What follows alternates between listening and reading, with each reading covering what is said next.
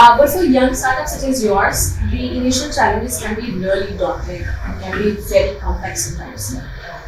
What has been your way of dealing with it, and what would you suggest for emerging or upcoming young entrepreneurs? So, in the D2C industry, I think the biggest challenge anyone faces right now is that the cost of acquiring any new customer is really expensive. You have to pay a lot more for ads than what you were paying, 5 years back, because there's a lot of competition. COVID has led to a lot of e-commerce brands coming up, people starting it from homes. So, of course, that has a cost to it. And that is the biggest challenge and how we've dealt with it. And I think we're still obviously struggling on some, aspects with this, but how we try to overcome this is by building, channels that we can rely on, where we don't have to pay too much for getting people on our website.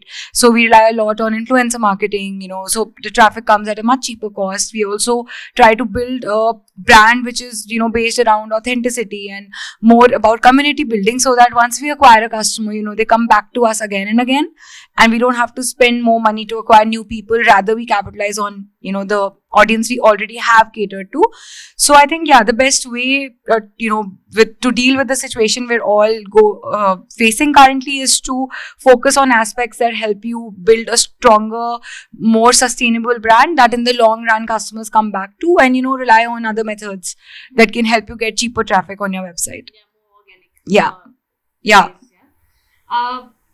A lot of investors, a lot of corporate leaders, many thought leaders are positioning India at a very good place right now for startups especially. Why do you think so? And what actually can be the factors that can help startups in their business growth? So I think number one factor is that 52% approximately around that number is millennials in India, right? So we have a very large part of our population which is the youth. So and all these people are they also have certain different expectation now today with the career paths that we follow. Even when we're also a generation that has gone through COVID in the prime of their lives. So I think that has had a very serious impact also on the way people want to have that work-life balance. And in a lot of ways, people want to have their own thing, want to have their own freedom to be able to, better dictate the terms of their lives, because COVID sort of made us all realize that we're all rushing, towards things just blindly, right? We're not giving enough quality time to our friends, family. So a lot of, I think that is a major psychological factor that has impacted this whole generation really deeply. And in terms of startups, I feel definitely the government has been taking a lot of initiatives to promote startups in India. Startup India is offering so many benefits to people that really encourages the youth to take up their dreams faster, because they feel there are more opportunities available versus 5 years back. Then shows like Shark Tank India, where we also had the privilege of going on Shark Tank India season 2 as a participant. So I think they've also brought a very different wave of entrepreneurship in the country. You see random people on the streets talking about Shark Tank episodes and how it inspires them. So definitely I feel that wave of entrepreneurship in India has started, and that's why people around are talking about it. And there is not one reason, there's multiple factors affecting that. And I believe that definitely it is the future. You see, I've met a couple of co-founders lately. I've met a lot of students at different colleges trying to understand, their vision of entrepreneurship and why they want to get into entrepreneurship. And it's really interesting to see the kind of questions they're asking today, and I think the kind of exposure in terms of towards entrepreneurship that students have today.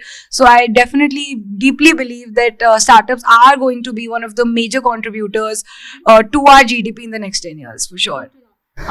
Given that you are early in your journey still, would you plan to go forward and introduce some, let's say, different product line with what you already have? Just because when a lot of startups right now are addressing the niche demands, they're also kind of limiting their customer base, if I can put it that way. In some stage, let's say 5 years or 6 years, do you plan to somehow launch something new?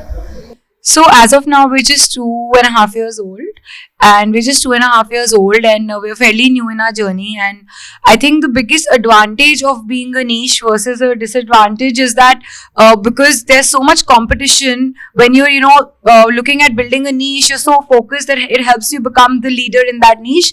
So for now, I think that's our goal. We want to first really succeed 100% at what we're doing, and we're not closing our brains on anything, but we'll take each day as it comes and see where we go. Thank you so much. We wish you all the very best. Thank you. For all